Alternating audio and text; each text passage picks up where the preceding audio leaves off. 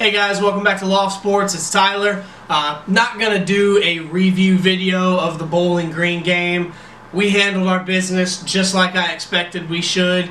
Dominated them 52-0. Game was over at the end of the first quarter. We got some guys some reps. Backups got to play. Third string guys I think even saw a little bit of time in the fourth quarter. So I'm not going to spend a lot of time talking about Bowling Green. We had to play to a standard. We did. First shutout since 2014 when we shut out Michigan. So happy with the game. Moving on now to our arch rival USC. The Trojans are coming in off of a bye week, kind of sitting at a little bit of a disappointing 3-2 record. They have had a brutal schedule to start the year. They've had two quarterbacks go down. JT Daniels, torn ACL week 1. Unfortunately, you hate to see great players get hurt no matter what color jersey they're wearing.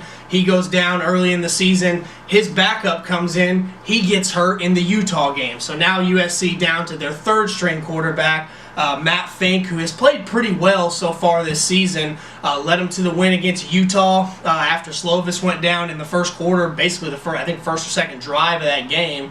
Had a disappointing loss against Washington, but overall USC's kind of treading water at this point.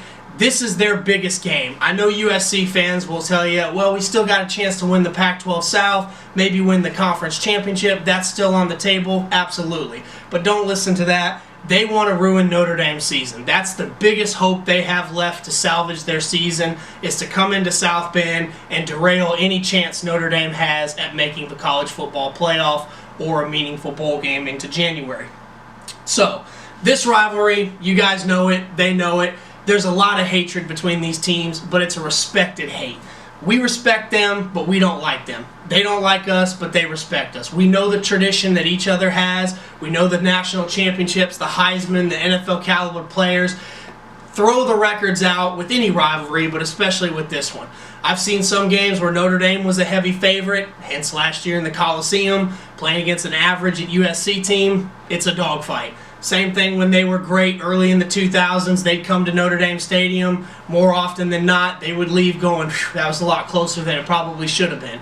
This year, that we're kind of in that ballpark again. We're the better team. We got more depth. We got more talent. They're a little depleted by injury, but they still have enough talent, and this is enough of a game where both teams are going to be prepared. They're coming in off of a bye. We're coming in off of a game where we kind of had a chance to breathe in the second half and start preparing for the USC game a little early. So both teams are ready. It's a rivalry game. Throw out the records. Everything is on the table Saturday night when this game kicks off at 7:30. Like I said, they're down to their third string quarterback. They've kind of gone to an air raid system this year, so it's a different USC team than what we've been accustomed to. Used to seeing that West Coast pro-style offense, under center, two tight ends, running the football. They don't want to run the ball as much this year. They're dink and dunk and throw it all over the field, so it's going to be kind of a different looking game from them this year. I'm excited. This is obviously a big game. It's going to be epic. It's a primetime game. Should be a hell of a game. So as always, we're going to look at my keys to the game.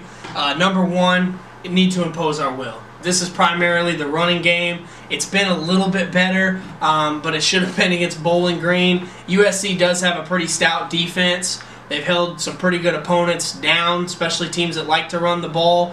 Book cannot throw the ball 40, 50 times a game for us to win these kind of games. We've got to have some sort of a running game, keep their offense off the field, chew clock, run the game out when we're ahead in the fourth quarter, assuming that we are. So number one, we need to impose our will, take care of business, running the football, be balanced so it's not all on Book and the receivers.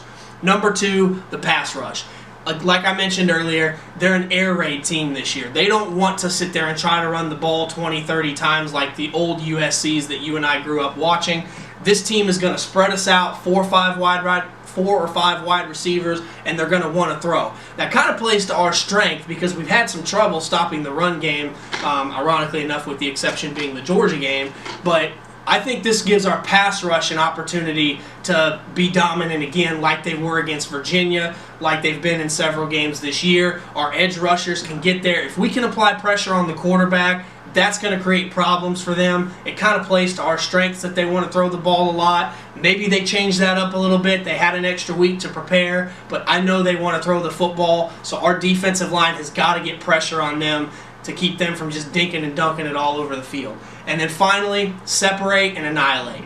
We're the better team this year. We got more depth. They've been ridiculed by injuries, and everything has not gone their way. They're on their third-string quarterback, for crying out loud. I know it's USC. I know they've got talent all over the field, but we should be able to handle them. I don't think we'll blow them out, but I think we should get ahead early, keep a little bit of an arm's distance away, and then in the fourth quarter, use that running game and that defense to lean on and put the game away and pull away towards the end.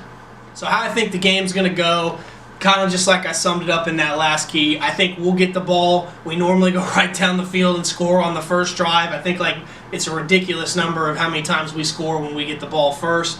Kelly likes to receive. We usually go down and score, and then it's a matter of can we stop them, get the ball back, go down and score again. The games in South Bend against USC the last several years have been a little more on the lopsided in our favor. We haven't lost to USC at home since 2011. We're going for our third straight victory over them in the series overall. So I think this is a good opportunity for us to flex a little bit, show the rest of the country that we can continue to beat good teams. No, they're not a great team, but they're still a traditional powerhouse. They've got talent. Everybody knows that. I think this game will be close going into the fourth quarter, maybe a possession or two, and then I expect us to pull away, kind of showcase that we are the better team. I'm thinking somewhere in that 38-21 range. A somewhat comfortable and impressive win, very similar to the way we beat Virginia.